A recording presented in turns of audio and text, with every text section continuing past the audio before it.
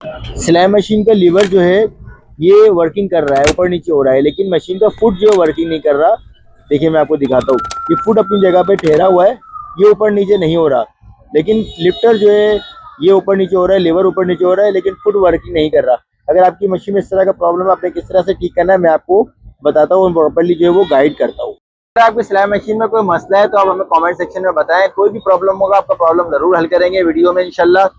जैसे ये कमेंट है, अस्सलाम वालेकुम भाई, मशीन का फुट ऊंचा हो गया है, नीचे नहीं होता और फुट उठाने वाला नाल लूज हो गया है, इसकी वीडियो बना दे प्लीज। देखिए मशीन का ये पुर्जा जो है फ्री हो जाता है, ये वर्किंग नहीं कर रहा होता, ये ऊपर नीचे हो रहा है, लेकिन ये फुट अपनी जगह पे ठहरा हुआ है।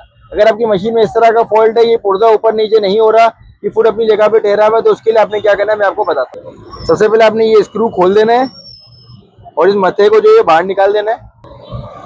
ये देखें, ये लीवर ऊपर नीचे नहीं हो रहा, ये वाला ये हिल रहा है, लेकिन ये ऊपर नीचे नहीं हो रहा, ये देख सकते हैं आप। ये मसला अगर आपकी मशीन में आ रहा है और फुट नहीं हिल रहा, तो उसके लिए सबसे पहले आपने इसको हिला देना है, इसको घुमा देना है।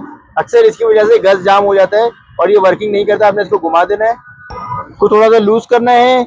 इसके बाद आपने इस स्क्रू को यहाँ पे जो है ये स्क्रू खोल देना है, इसको लूज करना है, और इसको ये ज्यादा ऊपर चला जाता है, इसको आपने कर देना है हल्का सा नीचे। लेकिन इस सूरत में आपको ये लिफ्टर को ऊपर रखना है, नीचे करके इसको नहीं एडजस्ट करना।